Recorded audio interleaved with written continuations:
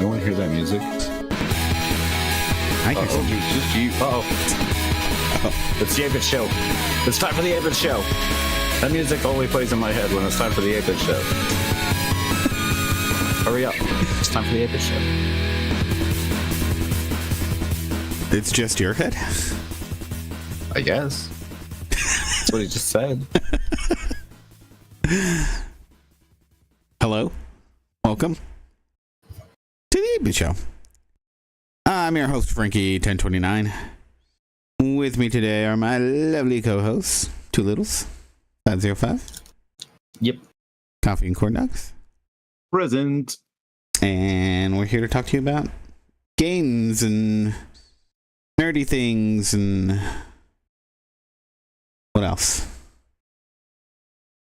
Anything else? Things. Stuff of interest. Or something. How you guys doing? Yeah. Fine. Pretty good, pretty good. Good. Living the dream? Yeah. I watched the trailer yesterday for the new Ready or Not movie. And that was fun. Looks like a fun movie. Yeah. That does look fun. I don't know if it was necessary. But I don't think it was, but I don't care. Watch it. Apparently, I mean, is anything necessary? it got the That's a most good point. views out of this. I think it's Lionsgate or something's putting it out. They got like their most viewed trailer. Like, Oh. a little interesting. Yeah.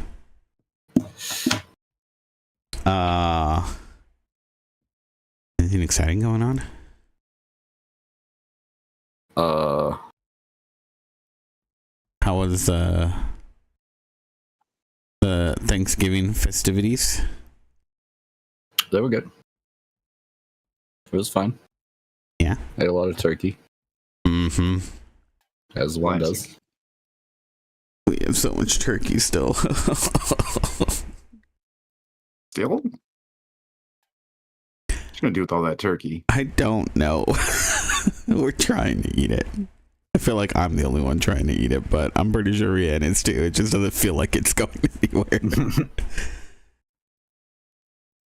Yeah. That's because I keep sneaking in and putting more. Is that what's happening? Yeah. You know, that would make a lot of sense, honestly. I watched this really interesting video. I don't know if I didn't put it in the show notes because it's not really game related. I forget who it was that put it out. AI in Context, I think. And I just remember I was watching this a lot of Hank Green, and he had some stuff to say on AI, and some comment of his popped up where he said that there's an AI video that you should watch, and if it's the only AI video that you watch, that it should be this one. And when you're done watching it, you should watch it again so that the algorithm knows to send it out to everyone. It was basically going over some of the dangers of AI, particularly what happened with Mecha Hitler Grokness. But it was just really interesting on how basically how AI is shaping the world and whatnot, and things that we should look out for, and how these companies don't seem to care, and they're just trotting ahead, even though even Elon Musk has said before that AI can be really dangerous and we need to be careful, and that doesn't seem to be what he's listening to. So Or any of them. They're just all in. oh yeah, no, Just what is it? I was reading. I didn't even put it in news, but Micron Micron's like now going to be selling like they want to drop like the consumer market and go for the people making data centers. Oh yeah, yep. I got a little bit on that in the news because the Gamers Nexus video. Oh my god, he like tore into them. It's good stuff. But yeah, AI is just it's a thing.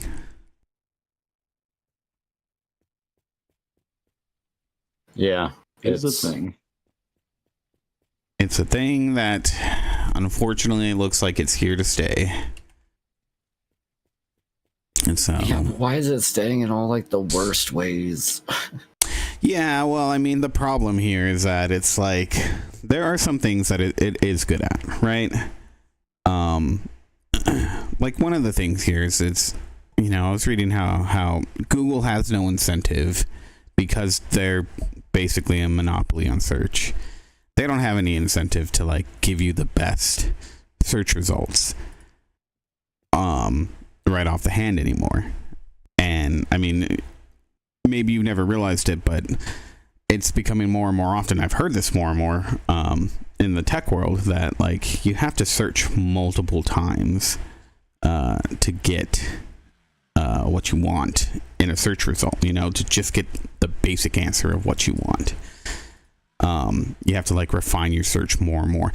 And Google used to be really good about finding context, but I guess at some point they took that context part of their algorithm out because they realized, we could just make people visit the search page more. We can serve more ads to people. But one thing that, and I think this is part of why, honestly, AI took off, is that AI is pretty decent if you ask it to find sources for you on the internet. It's really good about just searching, different, I don't know if it searches different search engines for it or if it's something that it crawls itself. But even if you don't get the answer that you want, like immediately at the top, it can give you a bunch of links to different websites that then you can look and see, does this have the correct answer? I think there's plenty of like useful things that AI could do, but like it just seems like all the companies are focused on all the like the shittiest, like at least for workers' rights things. Oh yeah, ways of handling everything, Oh yeah, no, they're horrible. It's the worst. Well, and I was reading some comments too, how bosses are making their employees use AI more, like forcing them, like, you do this report, like you have to use AI for it now. And it's one of those things where honestly, it's not like it can't handle some of the specifics, that for every job, if you're doing something basic, sure. But I mean, I know people that use it even for like financial data where it's really easy. It's like, feed it an Excel sheet and it'll just, give you what you want at the end. Like you don't need to parse through the information that hard, and it still makes errors. It's a hallucination problem that it continues to have, and it's one of those things where we're all beta testing this stuff. Everybody who's using it. Yeah. And like it's cool, but people who are forcing other people to rely on it, it's not the way to go. We're not there. No. And will we ever be? Who knows? But I mean, speaking of AI, I guess what was Amazon got kind of like fan blasted with AI anime dubs. So like watching anime, especially back in the day, especially with dubs, they were usually like really bad because they always paid like cheap performers and stuff. Yep. But slowly and surely that has like gotten better through like that industry. But now we've seemed to slide back as Amazon did an AI one, and apparently it's like really, really bad. Yeah, I wanted to check these out because some people said they were pretty hilarious, but so they're taking it back to the good old days when dubs were just the most worthless thing. Of course, that also takes away from like the people who do that for a living. Yep. Yeah, and again, here's a case where it's the problem. That's like where the problem's coming from. Yeah, 100%. I mean, here's the thing. Like, yeah, you can do a quick, dub in AI to, kind of not really storyboard it, but kind of, like test it out, see how it goes, and then bring in your real talent. Fix it up, bring in the real talent. Boom. Like, again, it's not that there isn't a use case, but don't ship it. Like, come on. AI shouldn't, like, all these like companies seem to want to use AI to replace staff. Yeah. Where it shouldn't replace staff like at all. But should be able to be a tool for maybe that we staff. should let it replace the CEOs. I'm okay with that one. That actually honestly seems like the best use for it, and seems like the thing that it can do the best. Well, I mean, I don't know 100% if that's true. I mean, from day-to-day job, but I think At least like middle management. Jeez.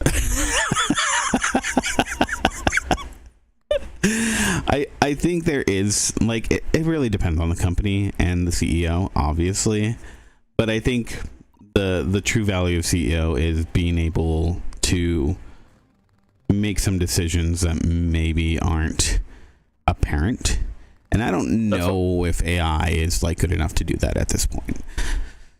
And that's fair enough. I think that's middle management more so. AI could easily take over. Yeah, when it's just like you're churning out data, basically.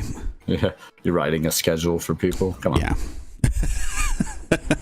I know places who are already doing the like AI is doing the schedule. You still need someone to like look at it and make sure it went all through and stuff. Yeah, exactly. That's where we're at least with that sort of like technology in general. Mm-hmm. Oh, Amazon. Well, I mean, at least it's good that they're walking it back, right? Yeah, apparently they've taken it off of 2 of the 4 animes that it's been found on. Oh, okay. So I mean, there's that. Did they make a statement? I didn't see they did. I thought they just did it.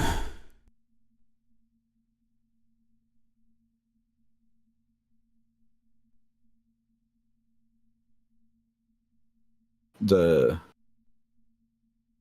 Katakawa, the distributor of one of the animes, says that they didn't approve of AI dub in any form. Oh yeah, that's pretty bad too. Into it. Yeah, I feel like well, I don't know. It's like contracts are getting updated silently with all this AI stuff, Yeah. No, it doesn't look like Amazon made any statements, but it is crazy. Like, Amazon's crazy. Yeah. Or, well, AI stuff is getting just kind of crazy. Yep. Like, it scares me is how quick the CEOs are jumping into this thing that's like, it's still so not as useful as I think they want it to be. Oh yeah. Nope, I shouldn't be doing that.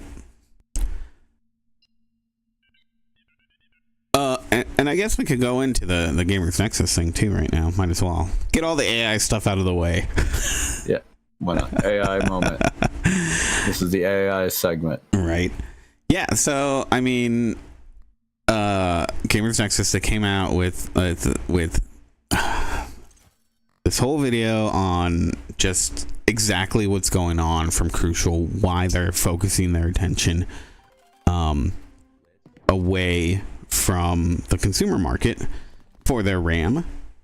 Because I mean, if you're not a PC builder, you might have not seen, but basically prices have skyrocketed like 200% in like the last few months,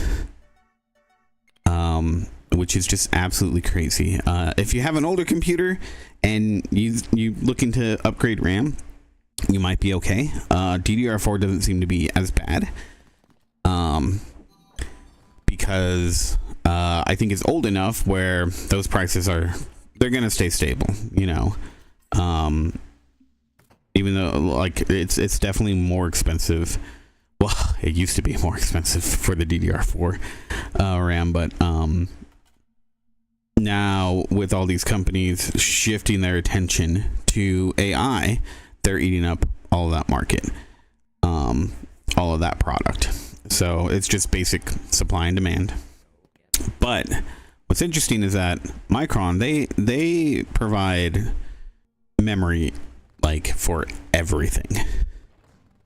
So it's going into stuff onto GPUs. It's going into stuff just, you know, on motherboards. You know, they provide chips for obviously for SSDs and whatnot. And not just, it's not just RAM for them. So prices are going to go up across everything as all of these companies are shifting their attention to making RAM for these companies who are just pouring it into AI infrastructure with no end in sight right now, honestly. The really shitty part about Micron, though, is that with their Crucial brand, they have offered relatively cheap RAM at a pretty decent performance. Like, it's a pretty good cost to performance and amount ratio, and that's just going away. So that's a real blow, I think. And here's the worst part about it all, though. As Gamers Nexus was saying, this is going to come to consoles. We're already hearing that Microsoft is going to be raising their prices on the Xbox again, almost like they want it to die.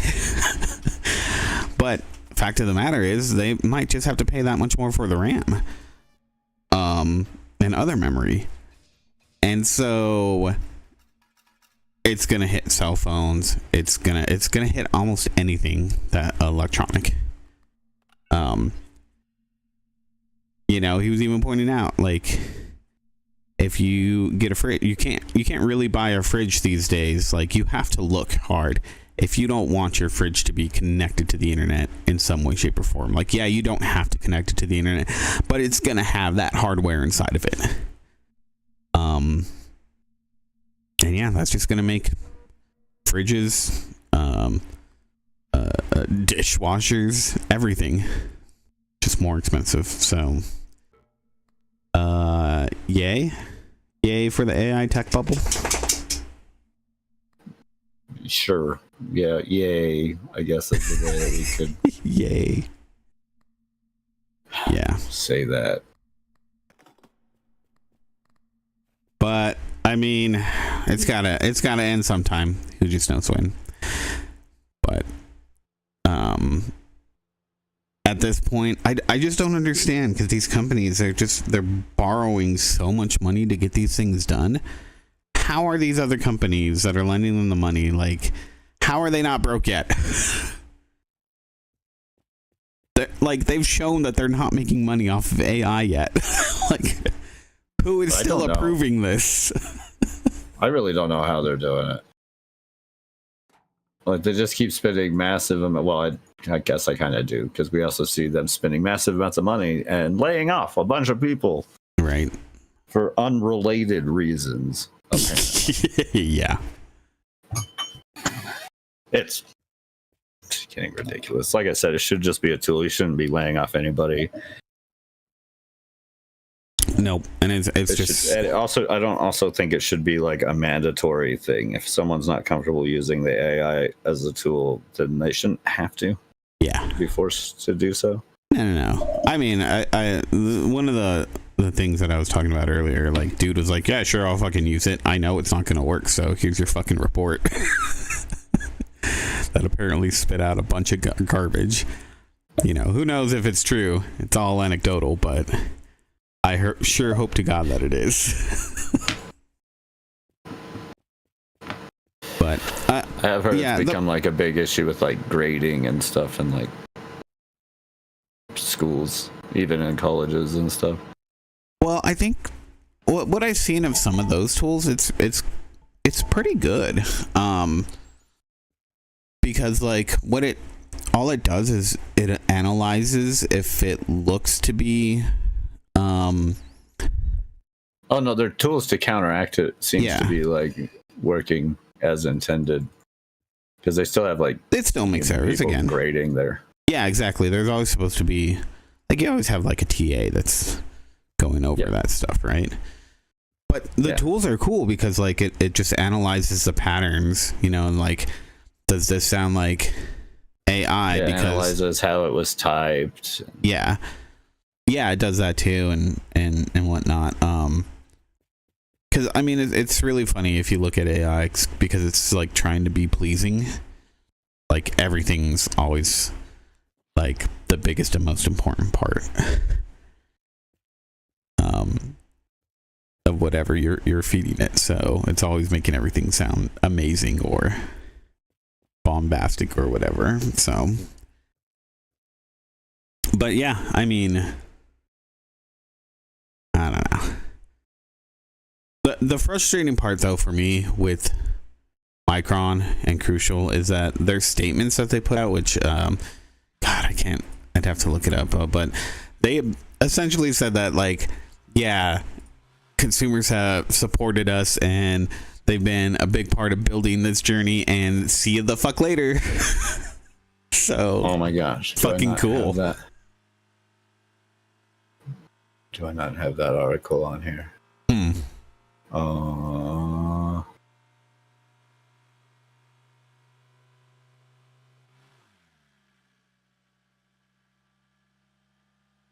Okay, yeah, I forgot to put it up. I had one more AI news thing. Do it. Here, I'll put it in the show notes. Okay, now. cool. Yeah. Let me copy paste it. Oh, I didn't put mine in the There's show one more. Speaking of responses to AI stuff that happened. I think this actually happened. Well, not this week, but the week before, when we took our vacation. It's like 10 days. 10 days ago. Yeah.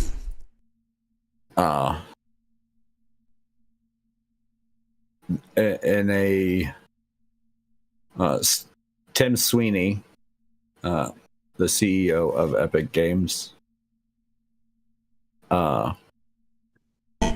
was discussing Steam's AI generated content disclosure that they've started mandating. And he had some interesting statements about that I found rather stupid. Tim. Yeah. Yeah. He said, and let me find the exact quote here. I've been trying to drag it out so that I can find it. Find it. Do it. Find it now. It was so utterly ridiculous. He's mad. He doesn't like the label, so he is arguing against it.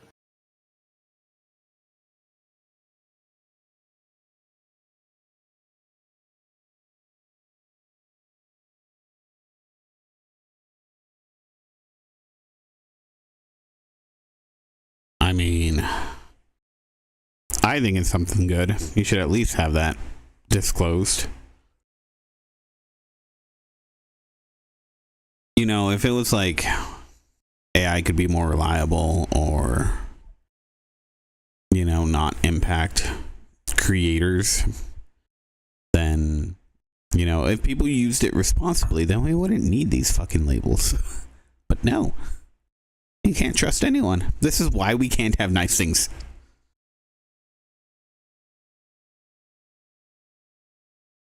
Yeah. So, in contact to the label itself, and that he thinks that it goes too far because AI is a tool used to assist with content creation.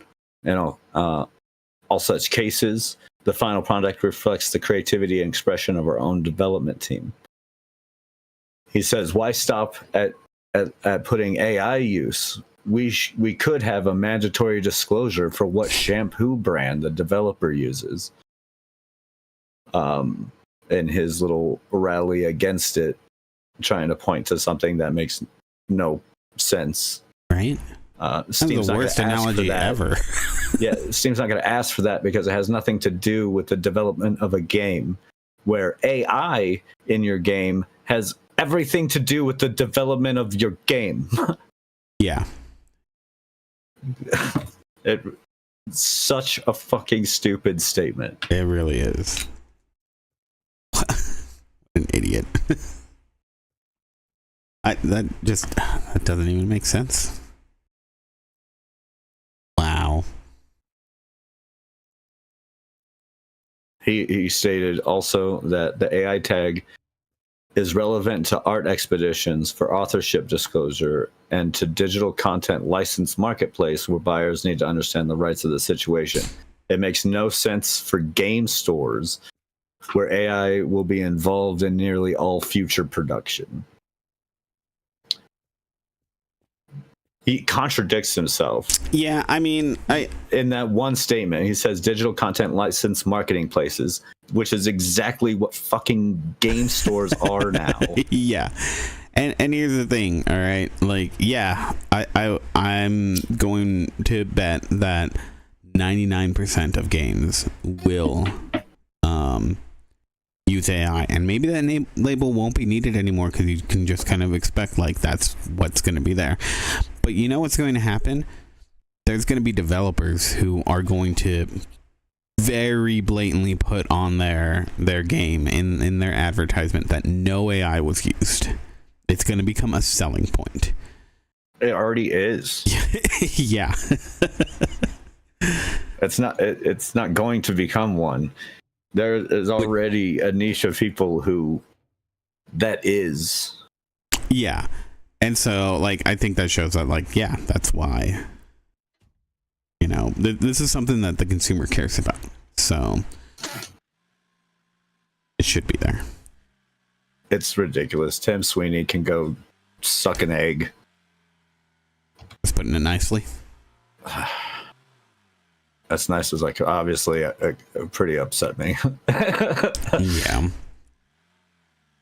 But for real, like, that is the dumb, especially in light of like all the other stuff where they're firing people to go all in on this thing, and trying to go and like skirt around it like it's not the AI, like them going all in on AI. Yeah, is the reason that they have to let these people go. Right. But it's all bogus bullshit to restructure our business around AI. Around AI. You keep doing that. At least some of them are fucking honest about it. And like, yeah, we're restructuring from AI. Like, what, Krafton? Krafton's like, yeah, we're going all in on like AI management tools. Mm-hmm. Okay, well, at least they're honest about what they're doing and open about what they're doing. Yeah. So you can choose to support it or not when it comes to your wallet, really. Yep. Unfortunately, it is just going to be everywhere. And Yep, it's here to stay. So If we had better safety nets, I wouldn't even mind them taking all the jobs. If we didn't need to work to live, mm-hmm. that'd be cool. AI could take over most of the jobs. That'd be fine.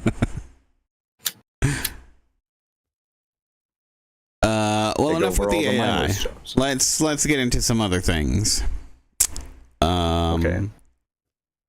I only got a few more Yeah. articles here, but I wanted to mention Megabonk because we talked about it being They backed out. yeah, them backing out. But just a quick update on that is that the Game Awards decided to put them into like have them on the. I think they were already nominated before, but now they're like actually on the list of being in the Player's Voice Award. So yeah, so they're back into the Game Awards, which is cool for them. Sorry, go ahead. No, just go for it. So yeah, I mean, I like that there's still a place for them because I think they've, I mean, I've watched you play the game. It looks really fun. I haven't played it myself, but it's clearly had such a big impact that I think it deserves to at least be somewhere within the Game Awards for sure. And yeah, developer seems really cool. So.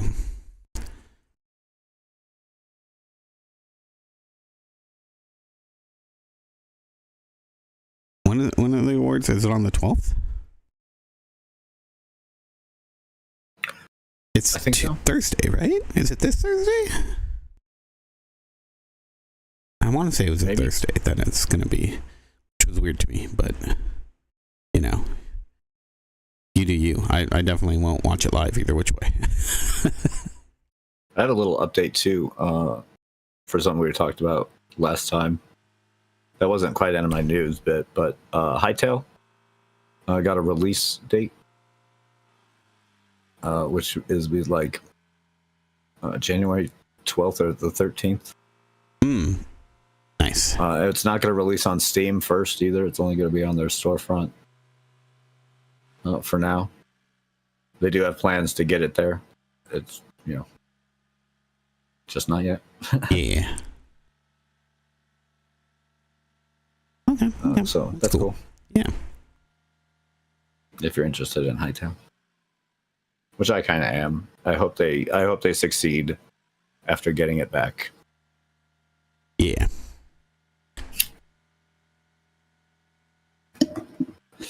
Let's see.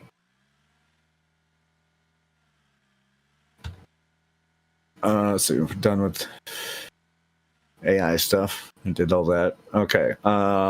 There's another big thing. Netflix is acquiring Warner Brothers. Oh yeah. This is also including its games division, Mm-hmm. which includes NetherRealms, Rocksteady. There's a few of them. Yeah. There's the whole. Damn it.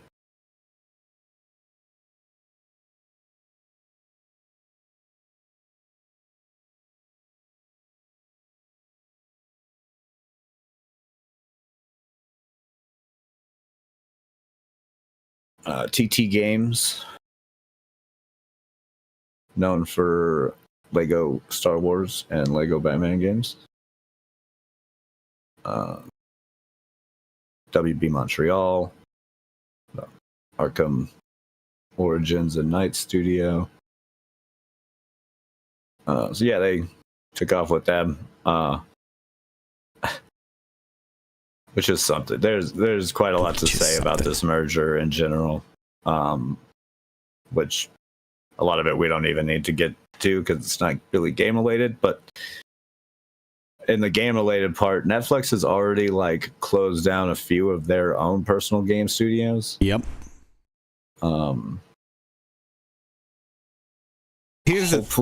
Hopefully that was like an anticipation of them trying to get this deal through. Maybe. And knowing that they were going to get like better established game divisions. That's a hopeful take. Yeah. I mean, I can see that in like the aspect of like, oh, the games we're putting out, they're not doing good. If we want to succeed in the games market, maybe we need to get our hands on somebody that's more established, right? Yeah, like that would be the thought, right? Like, Yeah. go with it. Have a more established game studio with more licenses, right? And because WB is that type of studio, a lot of the studios put out licensed games. A lot of stuff that WB owns already. Yeah. So adding that to Netflix, which is a whole different discussion, but with those two catalogs combined, it gives them more options with people who are well versed in doing licensed games. Although that's if the studios stick around. I don't know. Don't want to be doomer about it and all, but my hopes for those studios. Yeah, the reality of it is that no, like Netflix does not seem to manage content well. Unfortunately. No. You got a few really successful things that they've put their all into, like Stranger Things, right? Yeah. But if it's mildly successful, they don't care. They're going to dump it. It needs to be overwhelmingly successful. Like that. Was it Chaos with Jeff Goldblum? Yeah, well, there's a bajillion examples. I was just pointing to one recently that I could think of that I was kind of hurt by because I kind of like that. Yeah, exactly. That's the sentiment. It almost doesn't matter what you're into. Netflix has put something out that Netflix will kill it. Yeah, it looks promising, and you're like, okay, this could get better, and then it's dead. So, I mean, how is that going to come to the game development? I mean, the better thing is that it's like, well, if a game gets released and it's at least okay, well, then it's there. But don't expect support for your game after it's released, I guess, is going to be the caution to give to people right now. I mean, that's been a cautionary tale, and so far that's been the only thing to really come out of like the stop killing games movement. Yeah. Thing is a little bit better clarification that when you buy a game, it might end. Yeah.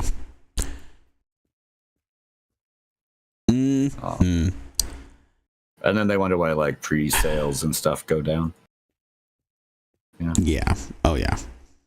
That always makes me laugh. It's like, okay, well, why would we pre-order? Right. It could come out and be a complete failure. Then we've wasted our money because you're going to stop supporting the game in 2 weeks. Mm-hmm. Yeah, and then exactly. you close down projects that try and keep it alive, like the Concord thing. Yeah.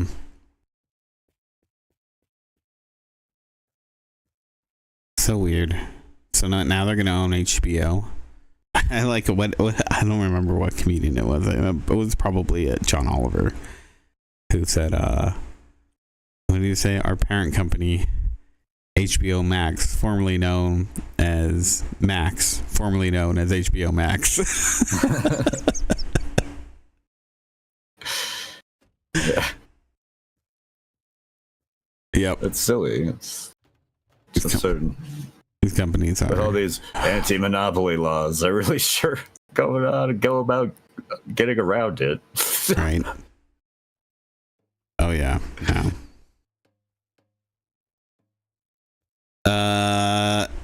Next up, this is the last little bit that I got. A little interesting tidbit for those of you with a Switch 2. It looks like Android now can support acting as a webcam for the Switch 2. So if you have an Android phone, you can now plug it in. An option, I believe, will pop up on your Android asking if you want to use it as a camera. Once you select that option, then the Switch will be able to see it as a camera, and you can use it as probably a much better camera than what Nintendo offers.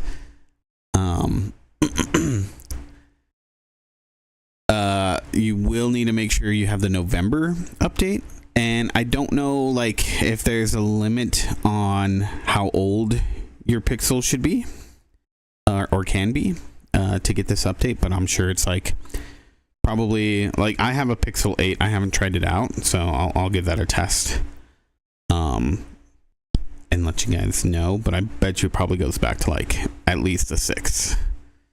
But yeah, if you want to, and that should be really cool, because there are some games that, like, you know, some features are going to require the camera, and buying a camera just to get some of those features seems a little ridiculous.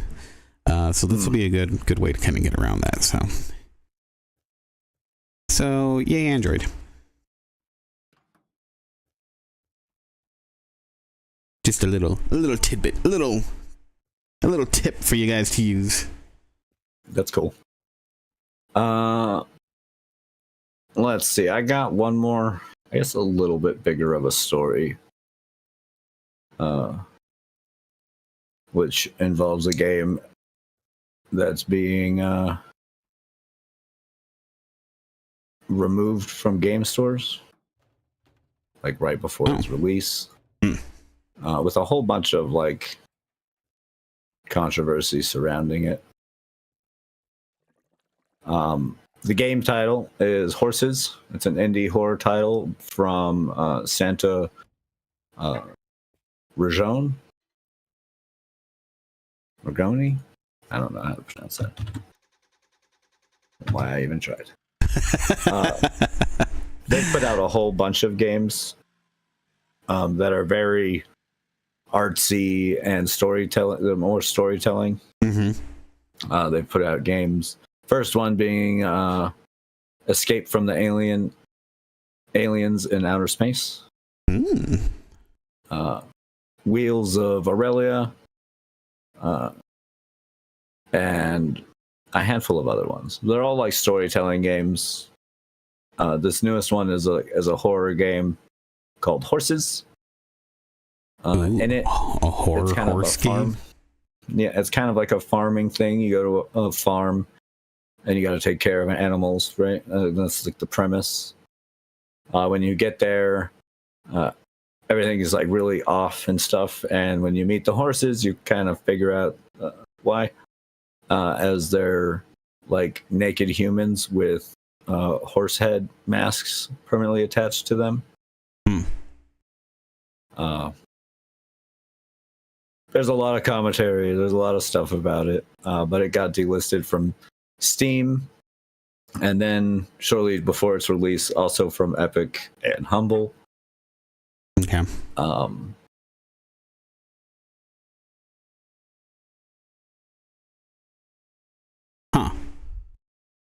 Apparently, with this, the studio reached Steam, was going through the process with Steam.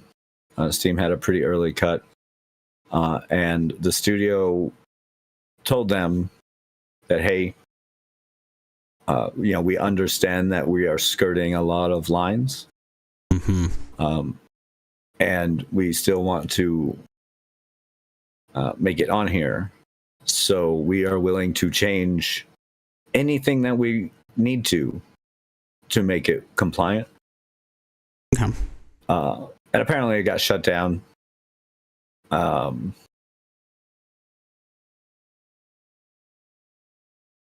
when asked why,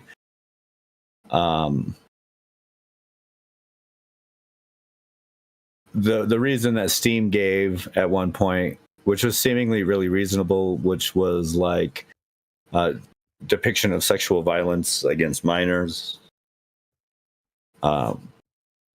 which of course the studio denies, and they're again talking about like situations where they change stuff to help on like getting it through, changing it. To alleviate it, but it was banned on that, and then when they put in for the appeal thing, it got banned again without being looked at, and now they can't do anything about it. And then on December 1st, 24 hours before the launch, Epic stores banned them with inappropriate content.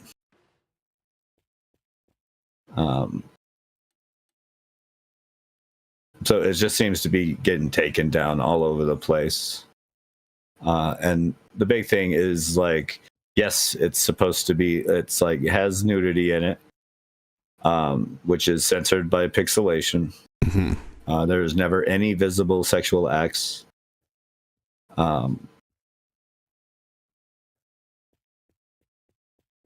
There are,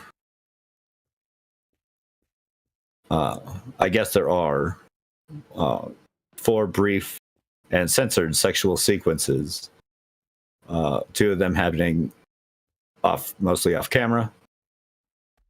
But this is supposed to be like just like a 4-hour little story game. Yeah. And they were willing, I think the big thing is that they were willing to change whatever they needed to get it through. But the fact that they weren't allowed to is basically just like killing this studio off, who was willing to do what it took.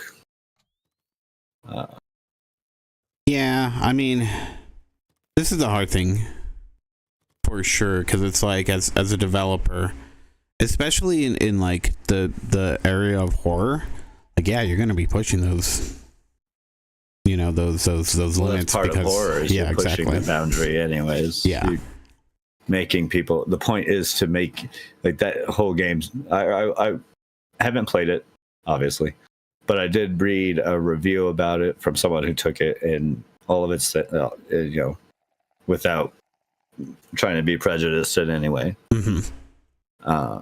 And apparently it's not malware, but it is meant to make you uncomfortable, and there are like warning labels and stuff. Mm-hmm. The message is exploring is abuse. You know? Yeah. So it Which just makes comes to like this like, because it's a game, even though it's intended to be like an art piece, much like all of their other games that they've put out to date are. Well, I mean, here, like I was going to say, so these guidelines that these companies set out, if you're going to be pushing the limits of what that is, it means that your game's probably going to be in this fuzzy gray area. And yeah, people are also pointing out to how easy it is for like actually sexual games to go ahead and get approved and be on Steam. Yeah. With even like controversial titles and stuff that get no problem getting through. But this one, who's pushing the boundaries, willing to adapt and make the changes needed so that it can be within the guidelines, gets pushed out and driven away instantly. Yeah. In a situation that is likely to kill this studio.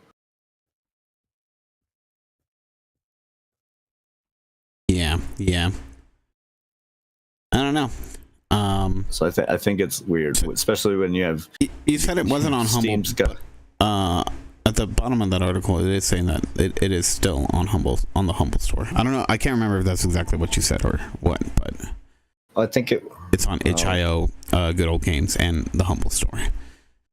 So if you want to check it out, you still can.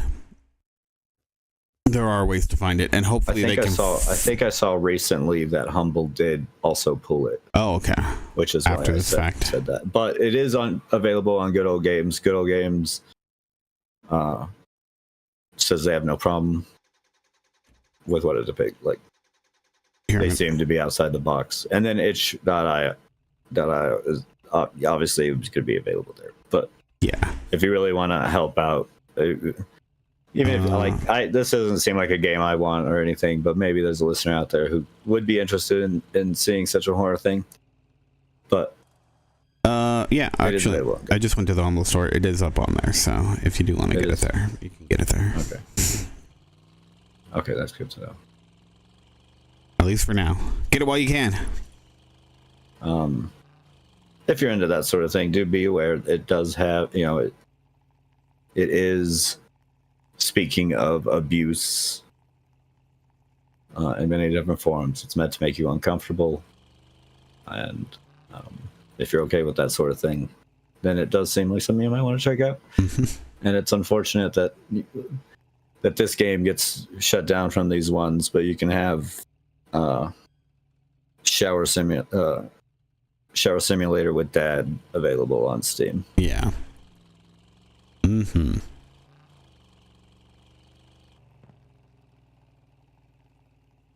So, yeah, that's my opinion. Yeah. I got I nothing else. also have So opinion that it's art. That games are art, and some art pushes those boundaries.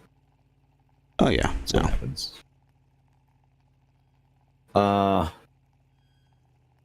That's like an old conversation we had. That was one of our first like big topics I can remember.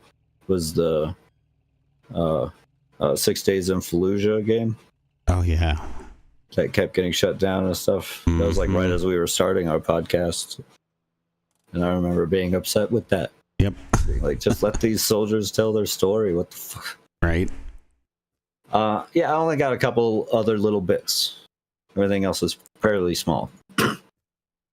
I read this morning that Tom Morello, in case you don't know who that is, he's the guitarist for Rage Against the Machine, and he's awesome.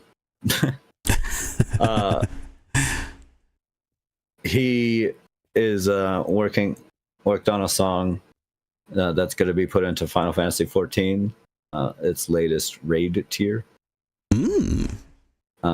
This after the game's composer,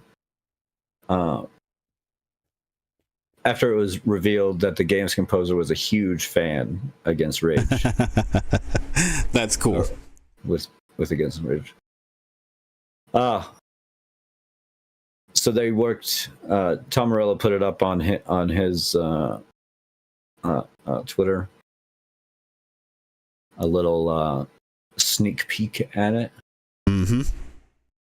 And he worked with the band Beartooth, which is another band I really like. I've never heard of them. I've been a fan of them for a while now too, so that's pretty cool. They worked together to create a song for the new game. I thought that was cool. That is cool. Um, Approved. Helldivers has a beta up currently where it cuts its install size from 154 gigabytes to 23 gigabytes, apparently without reducing optimization. Actually seems it would be better for that. But it's currently in beta right now. That's a huge amount of optimization there. That's a big amount of optimization. I'm glad to see it. We need to see more of that with other games. Right.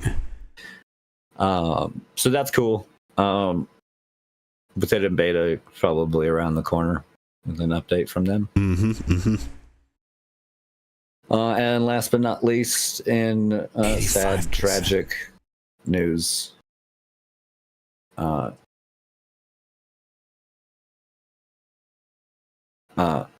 Kari Hiroyuki Tagawa, who's best known for playing Shang Tsung. Best known to our generation as playing Shang Tsung. To everyone. Why isn't that? It's the best Mortal Kombat movie ever. Is that still not being shown to people? No, I mean, like, he's known for other things, so. He has been in a lot of things. A lot of things. The guy's known for more than 140 film and television shows, going back to 1986 in Big Trouble in Little China. All kinds. He appeared in an episode of MacGyver. He was also... Yeah, and I hear he was pretty critically acclaimed for his role in Man in the High Castle, which I still haven't seen. I need to watch that. Man in the High Castle? Yeah. Right, that's the name of it? Yeah. He guest starred. Yeah. Yeah. I guess he had a guest star appearance in NCIS. The guy's been in all kinds of stuff. Oh yeah. But I will forever remember him as Shang Tsung. Me too. It has begun. It's still awesome. It's a tragedy. He was 75 when he passed. Nothing too big. I mean, he died of a stroke, apparently. Complications from a stroke. Mm-hmm. So I'll be missed. Yeah, and he did the voice in some of the games too, right? Yeah. He did a number of roles for games too. Yeah. Yeah. Sad times. It's cool. God, he played that campiness that was really needed from Shang Tsung above 90% of the other characters to perfection.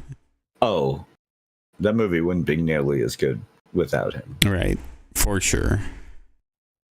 His facial contortions, his mean mugging, his expressions the whole time really show what a bad guy he really is. I love it. Yep, he'll be That's missed such a for good sure. Mortal Kombat movie. We'll never get that good of a combat movie again. No. Well, we'll see. We'll see with this new one.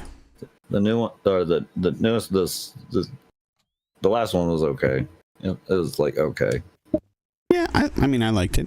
I'm interested enough to see the new one. What was it? I saw on Twitter the chick who played Sonya from the original movie. She was like, I started following her on Twitter because she started posting a bunch of like Mortal Kombat stuff. And she posted a whole bunch of pictures of her from like the set, and then her in the games. She also did the character model for the Mortal Kombat. She was the character model for her. In the game before she was in the movie. What I thought was pretty cool. Yeah, that is cool. But she showed some pictures. She was like, I was really embarrassed by a few of these pictures back in the day. I thought they were inappropriate. I did not like them. Ones of like her high kick, and it's just straight like crotch shot. Yeah. But she's pretty funny. Turns out, she's pretty hilarious. But that's it. That's all I got for news. Rest in peace, Carrie. All right, let's go on to what you've been playing. Not everyone at once now. I mean, I went first last week, probably. Probably. Fine. I'll go first. Okay. How about that? Okay, you can go first. You guys always arguing with me, telling me that I don't ever go first. I was about to go first, so. Yeah, you're gonna steal it again, and that way you could be all. See, you don't go first. Oh, so once again, I don't get to go first. God damn it! I'd like to go first for a change. I hate you. I hate you all. Screw you. I'm going home. Oh wait, I am home. Okay. Well, anyways, I've played games, done some things. I guess. Okay. Okay. Sounds believable. Yeah, I believe you so far. Oh, sure. Well, I've been playing the game Sulphur. Which is still in early access and stuff, but they had like a few. I've haven't played that game in a little while, and they had a few updates, so I decided to go back and check it out. They also added achievements. So, achievements. Yeah. I've heard of them.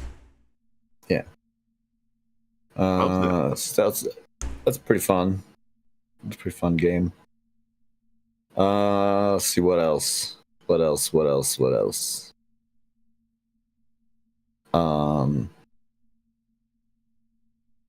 I built a magic deck. I built my first commander deck. Yeah. Not my first Magic deck ever, but my first Commander one. Yeah, the last cards I need will be here some point this week. So that's exciting. Yeah.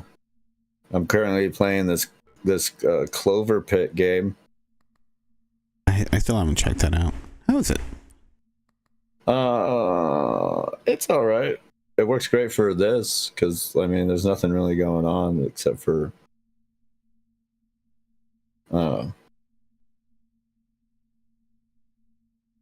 like just playing, like doing slots. You get little bonuses and stuff that you gotta like try and put together and whatever.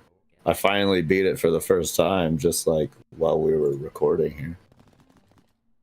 Nice. Or at least beat it for the first time. It does keep going, does kind of have like an endless thing, but I beat the like amount that I needed to get for a technical win. And it doesn't look like that's happening since then. The game hates me and never wants me to win. Yeah. Same for us. Yeah, that's how I feel when we play Magic. Yeah, that makes sense. That makes sense. Yeah. What else have I done? I guess not that much.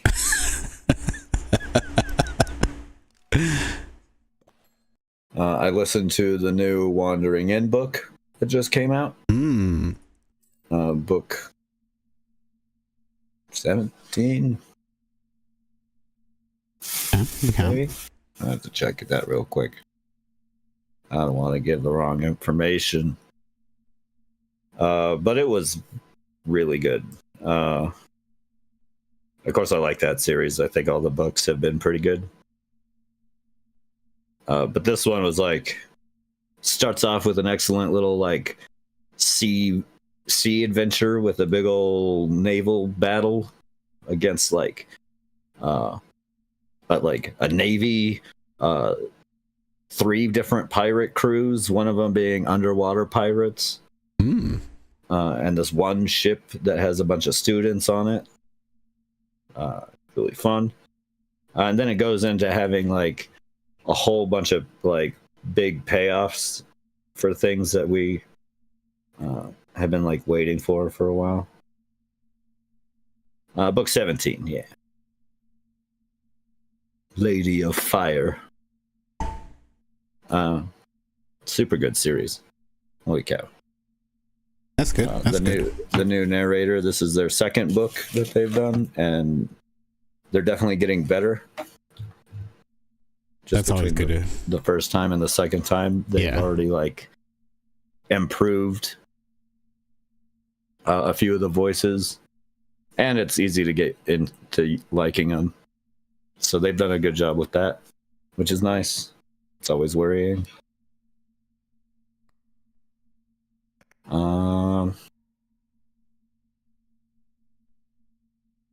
I guess that's about it. Okay, not too bad. Yeah, focusing on looking at Magic cards most of the week. I blame Andrew. Nerds. How's that my fault? I think it's all of y'all's fault.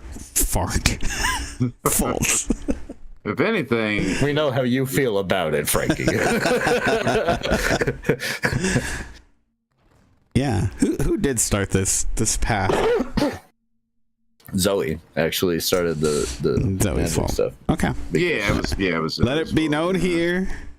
'Tis Zoe's fault. I started getting Christian a little bit back into Magic a couple of years ago, and I got the Fallout stuff, but that was just the Fallout stuff. It wasn't anything crazy. Yeah, and then, well, you can blame Magic because Magic did the Final Fantasy crossover, and so That's true. Zoe, being Zoe, Of course. Yep. did the nerd girl thing and bought all of it. Yeah, it was Zoe. And then Rianne got sold on the Lord of the Rings stuff, which, makes sense. Yep. And then we joined them so they didn't have to, go to like go to game stores. Ugh. Ugh. Imagine Right? going to a game store to play Magic. No, Yeah, thank I you. mean, I'm a little bit more comfortable doing it, but I'm also not a woman. Yeah. Yeah. That's I'm more comfortable doing it too, but for the same reason. Yep. Easy for me. And even then, I'm not all that comfortable doing it. Yeah. It is notoriously a toxic community. Yeah. Unfortunately. Yeah. As many communities are. Yeah. But it is fun to just get together and play once a week. I mean, any game would be fun to play. This one just gives us like a game. Yeah. It is We a would good be time. down to like play a different game if you did want to join us one day, but you're usually streaming, so we don't worry about Yeah, well, I mean, I'm thinking I had some fun with playing with Boss Monster with Angeli last week. I really want to play more of that. I want to play with more people is really the thing. it. I found my copy, Oh, nice. which is 1 and 2, The Uber the bonus. base game and the big expansion. Is it and all the other compatible expansions. with the other expansions? Yeah, it goes all together. Cool. I'm pretty sure. Pretty sure. Oh yeah. So yeah, well I guess that means I'll go next. So yeah, I did a little bit of Boss Monster. Which had been a while, so we definitely played it wrong. Like you do. Yeah. We just forgot that there was a limit on the rooms, which did make a huge difference, but small mistake, big problem. Yeah, that's what happens. You Yep. change one thing about a game, and all of a sudden it's way off balance. Yeah, exactly. But it was still really fun. So, and then we went over to oh shoot, what's it called? Round 1. Went to go try to look for the Rhythm Heaven game that they used to have there, but I guess they took that out, so that kind of sucks. But we did get down on the Taiko drum game. I forget what it's actually called. And that game is just so much more fun when you have like a peripheral to actually beat on with some drumsticks. Well, yeah. Yeah, Why would that's like Time Crisis and shit. Like, why would I play that without a big ass gun in my hand and like a pedal that I can step on to duck? right? If Yep. I'm not doing that, then this seems just pointless. There's so many it's games still like fun. that too. It's still fun without it, but it's just that much better with it. So, Well, the only the problem Wii really helped with that. The Wii made shooters Right. okay again. Made those like rail shooters fun again. Right, I miss that. Those Resident Evil. You know what? I'm gonna go back and play some of them. Those on rails Resident Evils because they were so good. They were good. So good. The era of the Wii felt like you actually had an arcade in your home. Because the problem with arcades is that those peripherals, they get destroyed. Like, how many times do you go up and you like go to shoot the start option and it just doesn't work, and you're like, cool, well I guess I wasted my money there.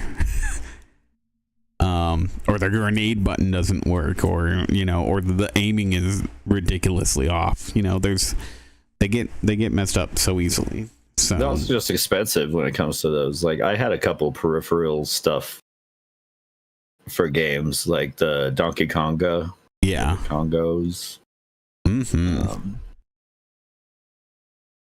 I had it for a little while, and I'm pretty sure it got stolen. A friend gave me the chainsaw controller for Resident Evil,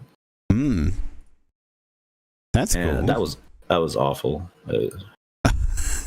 Yeah. The worst experience of playing that game I've ever had in my life. I was not able to get used to that. I couldn't do it. I was like, okay, fuck you. Words. But then the Wii version came out, and I was like, oh, this is the way to play the game.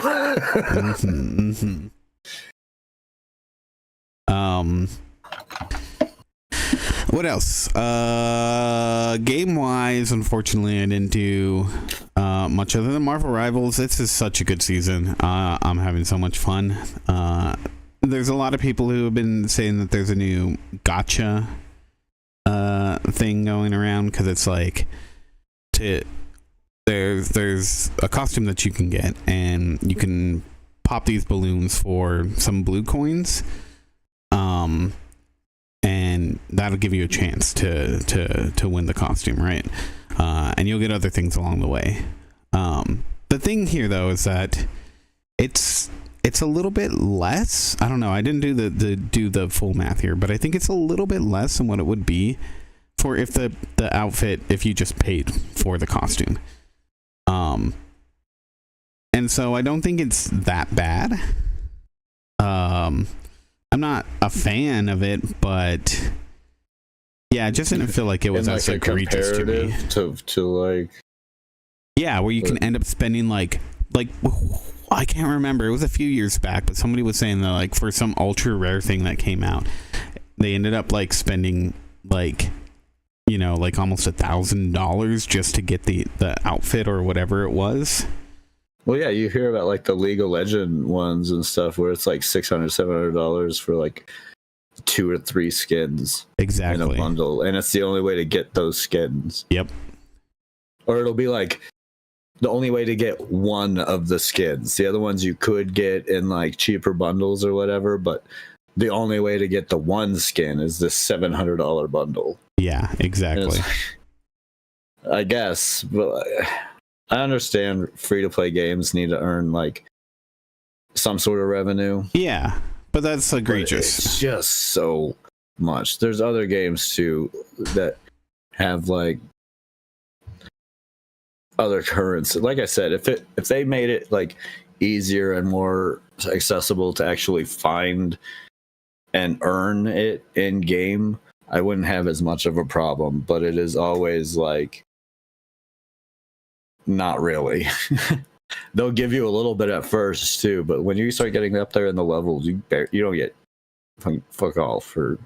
Yeah, well, what's really cool about this is that right now there's since it's the Marvel what is it, Marvel Rivals birthday event or whatever. Yeah.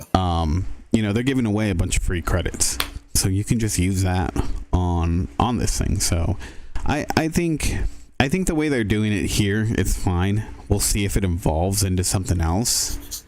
Again, it's not like great. I or think anything, the prices but are a bit outrageous. It's like $25 for. yeah, well, that's just across the board for every cosmetic on every big game now. And If you want to go spend $25, you can get Cosmic Invasion. Marvel's Cosmic Invasion just came out. Brand new, cool ass, old school, hacky slash. Just came out. Yeah, you can get it for less than $25. yeah, isn't it on sale for? I think it's on sale on the Switch for like dirt cheap right now. I would get it. I just don't really have that much money. So yeah, no video games for me for a bit. but yeah, no, I mean it. Beyond that, though, they extended the zombies mode, so it'll still be going until I think it's like mid-January. But I'd like, you know what I'd like to see with that is I'd like to see them do. It doesn't have to be zombies, but I'd like to see them do something similar where it tells like a little bit of a comic story, right? Like that's what the zombies kind of does. It tells a little bit of a story. If they did that with like different stories, I think in that's the same vein. Yeah, I think choose like another 4 different heroes that can level up, and you can change around, and those go on a little, side comic story to do something, beat up a bunch of Hydra agents, and who knows. Yep. Yeah, I think in one of the developer videos they talked about that's what they're actually looking at doing. Some PvE with some more story elements. So it might take a while for that to come out, but it would be really cool. I would really like to see that too. Because I think the way they did the zombies thing was fairly cool. I mean, it wasn't much different than like the Overwatch one. What was it called? Which one? I don't know. Was it the Junkyard one? Oh, Dr. Junkenstein. Yeah. Yes, Junkenstein. Mm-hmm. Yes, the Marvel zombies did feel very reminiscent of that. Yeah.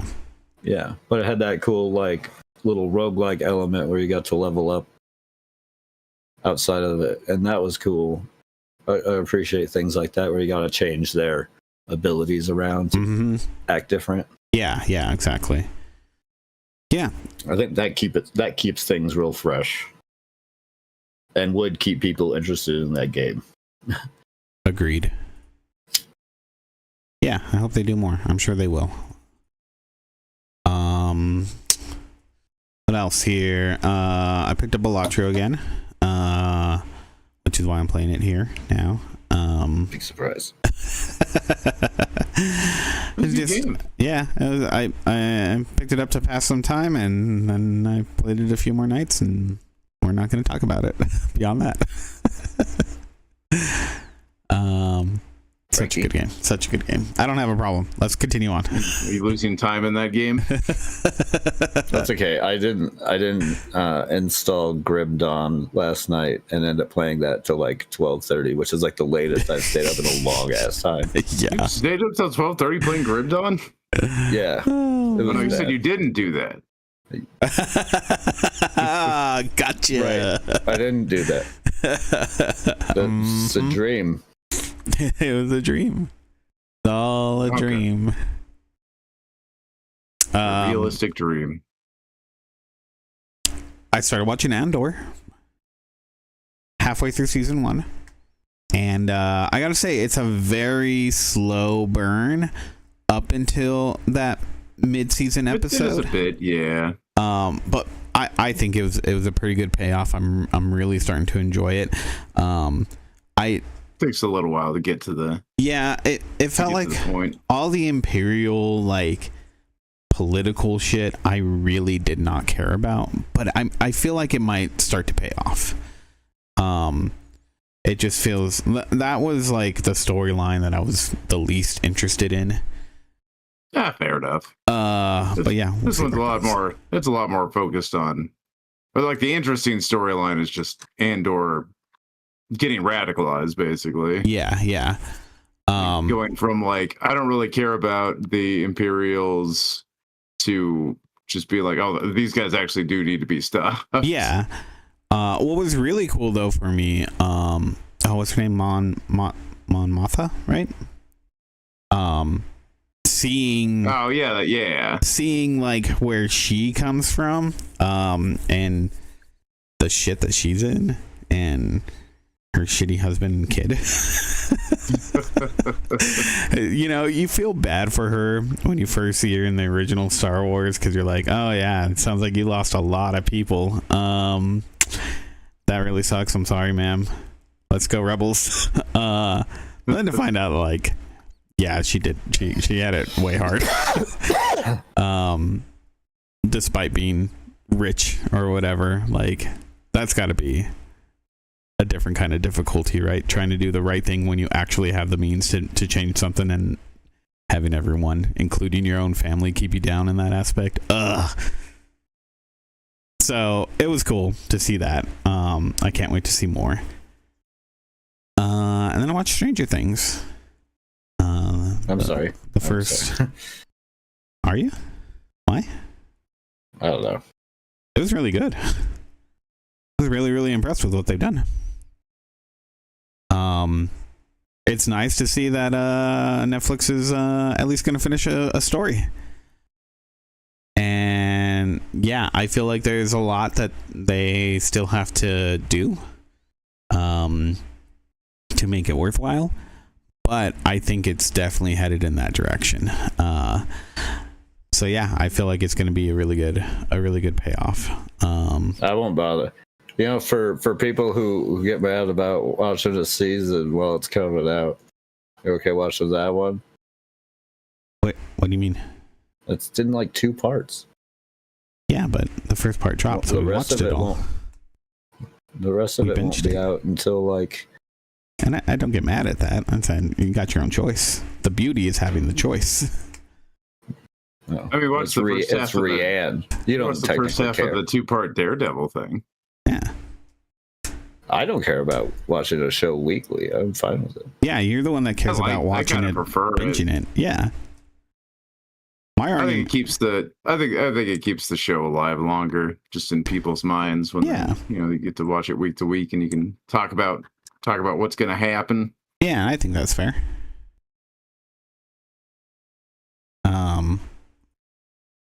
But yeah, no, I thought it was really good.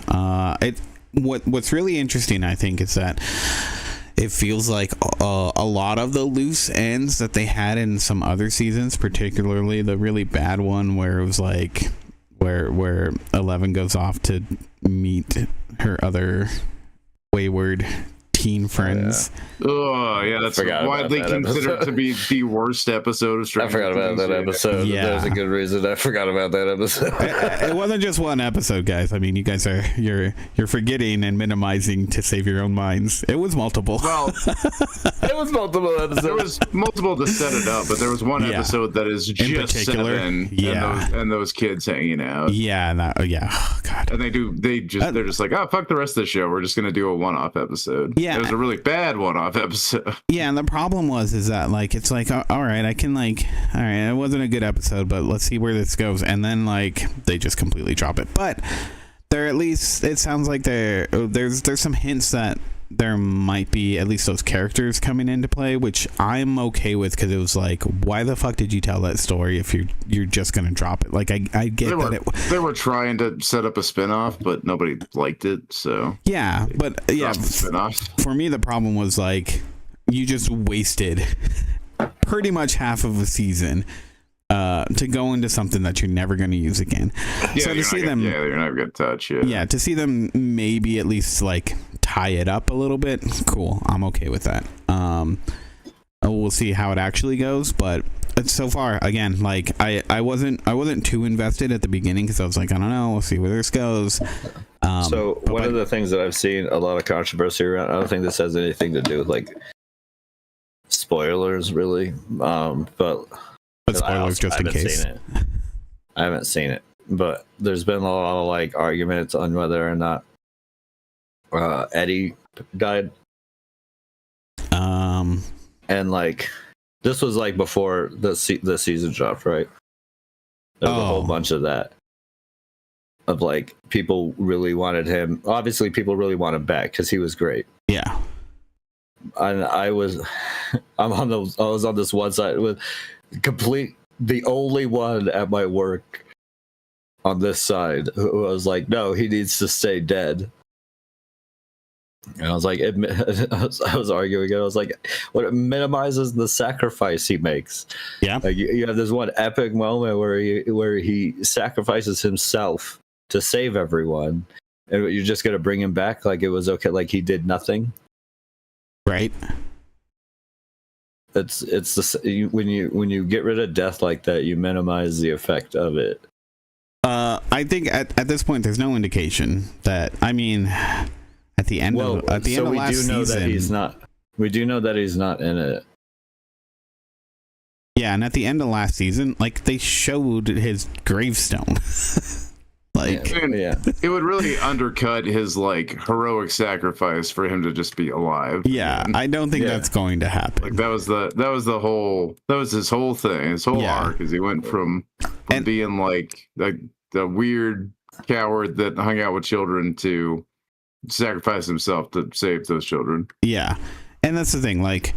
Maybe a weird coward, but he did love his game, and he did seem. I don't know. Eddie was always just like a good guy. He was. No, it does seem like really a good dude. The thing is that I really don't think that's going to happen, and I won't get into why exactly. But there are story elements that would completely destroy other aspects of what they're currently doing if they were to bring him back.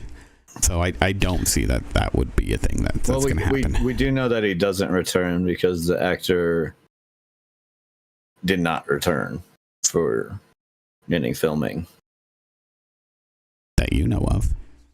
Were you there? Well, I guess they could be lying. I guess they could be just lying. Yeah, like I don't know. Nobody's ever lied to me before, so pretty difficult to lie about.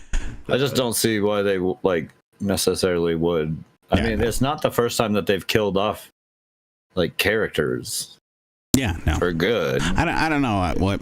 I mean, I get it that he was a cool character, but like he's my favorite character. He was the only thing that kept me interested in that last season. But yeah, I don't know. Weird. People are weird. People are strange. When you're a stranger. People are Stranger Things. Ah. I'll go with the Stranger Things theme. So if I remember, I'll put that in post. 80 cents. But yeah, I think that about does it for me. We'll say yes, because I can't think of anything. So yes. Yes, please. All right. I didn't really do much of anything this week, but I am checking out this demo right now for a game that me and Christian thought would be a really fun game for us all to play together as a family. What is this? Yeah. I think Drive Beyond Horizons. And it's pretty goddamn fun. So it reminds me a bit of like Lethal Company or in a game like that, but except for like instead of fighting like huge monsters, the goal is just to keep your car going. Oh, okay. There are like zombies and stuff that I've seen. I don't know if there's anything bigger to date, but it looks cool. I think we should all play it as part of the CGB thing. Yeah, I think it'd be a good. I think it'd be a good game to play on the CGB. I'm down. Take us through it. Well, yeah, I mean, you start at your house. You got a car. The game keeps track of how many kilometers you've driven, and then I'm on a little like the demo only has a like campaign or like one campaign scenario. So I'm doing that. So right now I got to drive 50 kilometers and then spend the night, and then I think that's the end of the demo. I don't really need to be brushing my car at all. I'm just doing this, so I can show off my clean looking car. Yeah. I just stop at places along the road. You got to eat, you got to drink water. Got to keep your car fueled up, and then there's a few other things you got to worry about. You got to worry about engine oil. You got to worry about your battery. You got to worry about your radiator. Oh, okay. My radiator that's fucking empty. What am I doing? You got to worry about your bladder. You got to worry about your bladder. That's important too. Get some water in the radiator. Or push comes to shove, you could just piss in the radiator. I think I left the radiator cap off is why it ran out of water. But yeah, you just drive around. And it's pretty janky. The physics in it are pretty janky, but it's more of a fun jank than an annoying jank. Yeah.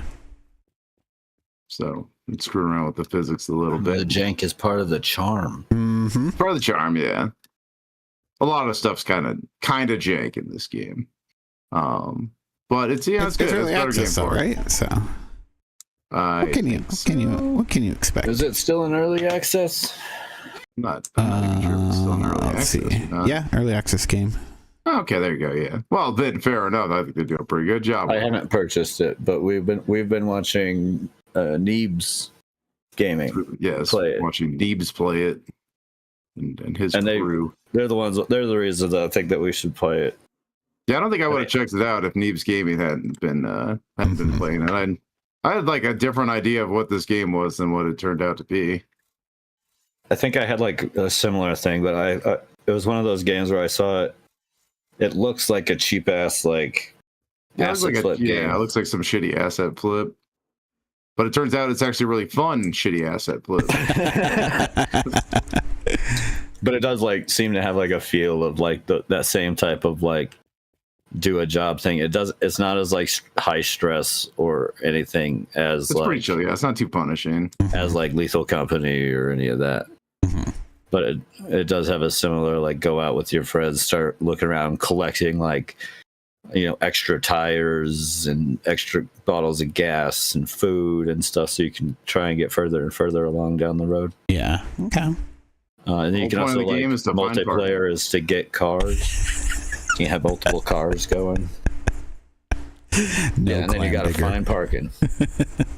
You get multiple cars. I mean, there's no point in me as one player having multiple cars. So I don't have multiple cars. But it really does seem like it'd be fun to play as like part of the group. Yeah, for sure. How many players does it support? You got, I think it does up to 8. Oh wow! Okay, cool. I think it's. I'm trying to. It doesn't specify on the Steam page, so just says online co-op. I think when I saw it said up to 8. Cool.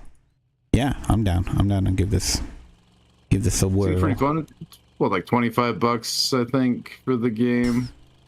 It does feel a little shallow. Like I could definitely see, and it's people's complaints about the game anyways, that it's just not like a lot of content. It's you know, it's just keep trying to keep your car moving, upgrade your car where you can and stuff. Try not to accidentally blow up your friends, or accidentally try and blow up your friends. Very purposefully try and blow up your friends. But yeah, super fun. A lot funner than I thought it was going to be when I just saw it on like the Steam page. But yeah, this is just the demo I've been playing for. I played it for about an hour this morning before the podcast. Can you do a multiplayer in the demo? Yes. Okay. But we can only do this one campaign scenario that I'm doing, where you go 50 kilometers and stay the night. And then I assume it's just going to be like end of demo, and that'll be it. Yeah. Let's let me go start downloading it now. But let's do a thing this week and give it a test. Yeah, I'm down. I'll download the demo too. Oops, forgot to close my trunk. What's it called again? What's the name? Damn it. Pacific Drive Beyond. No Pacific. I keep trying to put Pacific in. Pacific Drive is a different game. Pacific Drive Beyond Horizons. Although Pacific Drive is a great game. It's kind of similar to this game as well. Kind of. There's a lot more in Pacific Drive. That's true, yeah. It's a lot deeper of a game than this game. Well, it's complete, so. Yeah, that one's complete. Yeah, it's not early access anymore. They're putting out DLC for it. It's also more of like a roguelike. Yeah, it's a bit of a different gameplay loop. Yeah, for sure. God, I love Pacific Drive. It's so good. It's really good. But I feel like this game, if you like Pacific Drive, you probably like this game. It ticks a lot of the same boxes of like upgrading the car and stuff. I've got the like ridiculously beefy ass engine in this tiny little Hugo. One of my favorite things was the quirks in Pacific Drive that your car can get. Oh yeah, when you're repairing parts, and then you gotta like figure it out. It's like, okay, so every time I honk my horn, my door flies open. Yeah, that's good. But yeah, you gotta like troubleshoot the problem and put it into the computer. Yeah, my way back when I used to do electronics work, troubleshooting knowledge paid off hugely for that part of the game. I already understood how to do that. Mm-hmm. It's very much so the same steps for troubleshooting electronics. Yep. Like, do this. Does this do this? Does it do this? All right. If it did this, do this. If it didn't do that, do this. And then the problem solved. All done. Yeah, this looks like a fun one. Yeah, I'm down. Yeah, definitely enjoyable game. I think it'd be a lot of fun. A lot of fun multiplayer. It's kind of, I mean, it's been okay playing single player this morning, but I'd definitely be bored of this game in like 10, 15 hours on just the single player, but bring some other friends into it. Probably super cool. Mm-hmm. We can try out the demo and see what everybody thinks. Yeah, for That's sure. what we'll do. If we can play it all multiplayer on the demo, then we'll go through like the demo and a multiplayer one night. Oh, yeah. How we feel about it. Yeah. Let's give it a little test.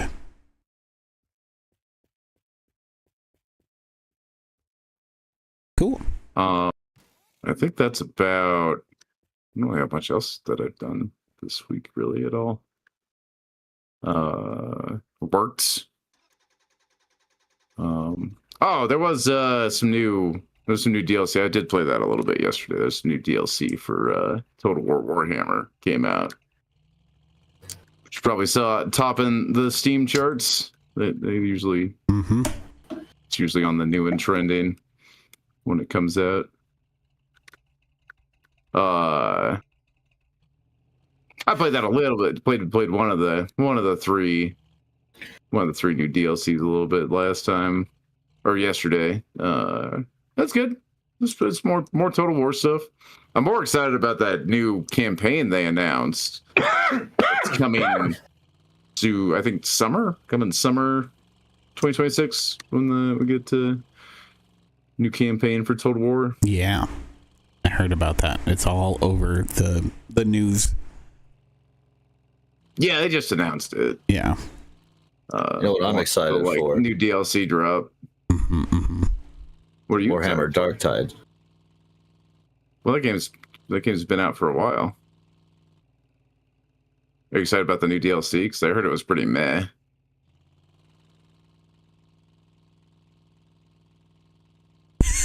No response. Can you hear me? No, what was the other one? Maybe I have the wrong. Darktide's the Hellcat, the new Hellcat one. I forget what the new one was I going to be thought it was called. Dark something. It might be, but it's not Darktide because that one's already a game. You're a game. Your game. Fuck. Your cow.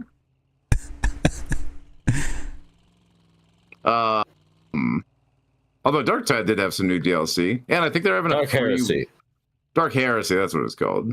Darktide is having a free weekend this weekend. I saw Tyler and Jared have been checking out that game.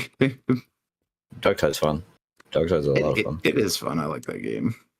I haven't played it because I haven't been able to get the class that came out, and I don't want to play without. I want to play the new class. So there's a new class. There's also another new class. Yeah, that just came out. The Hive Scum class, which looked kind of cool. I heard they weren't very good though, so I was a little disappointing. So I like Hive Scum a lot, just thematically, and they definitely make sense in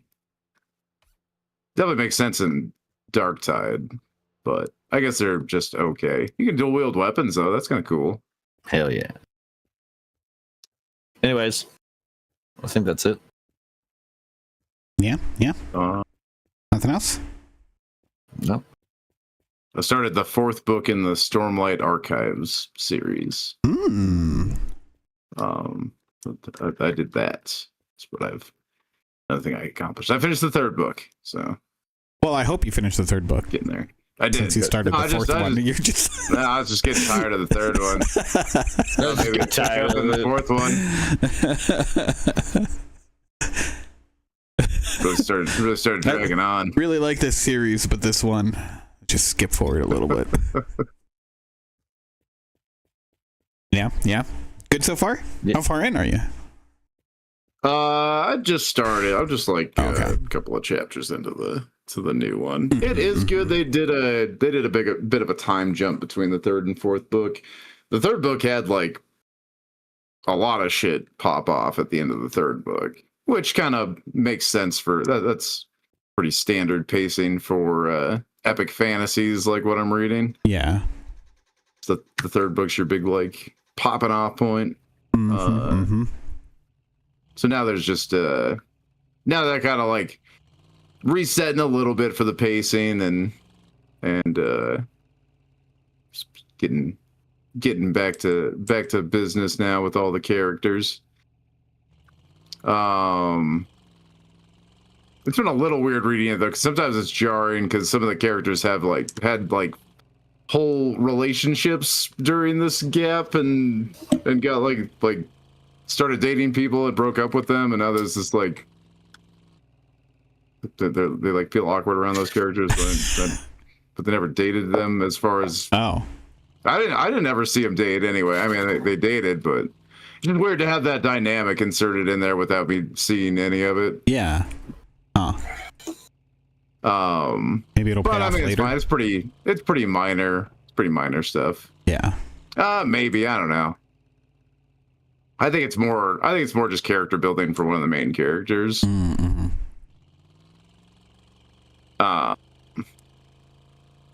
But I enjoy it. It's an enjoyable series. I've been liking it quite a bit. Really good world building. Brandon Sanderson does that right. But other than that, I haven't watched like anything. Mm-hmm. Unless you count like YouTube videos. Watch a lot of those. Yeah, same here. That never ends. I'm still working on this Night in the Woods video. I have to rewrite some parts, like completely. Uh-oh. Yeah. So we'll see. I just wish I had more time. There was time now. All right. Well, shall we call it there? Sure. I guess we shall. We shall. What are we gonna call it? We'll call it a show. I know, unusual. So thank you everyone for joining us. It's been a pleasure as always. You catch us to YouTube, the Twitch, over on our website, classicgamerbrain.com. And you can join us on our Discord, which you can find at discord.classicgamerbrain.com. You can join in the conversation, discuss the things, leave us your question, comments, concerns, and we'll answer them on the next show. Share stuff with us. Yeah. You can share articles with us too. Yeah, no, definitely. Even read them. Maybe. We'll see. I probably would. Oh, I definitely would. But you never know. I might, but you know, that mystery is there. That's to be seen. That it? That's all I say? Typically?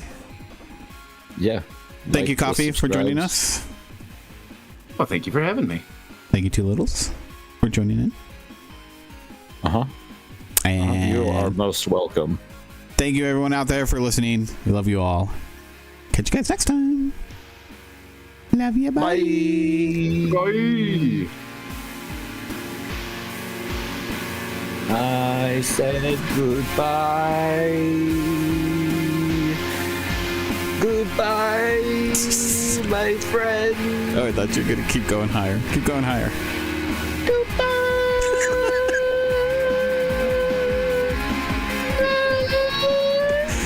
Yeah, nobody wants to hear that. We're done. Who invited a cat in here?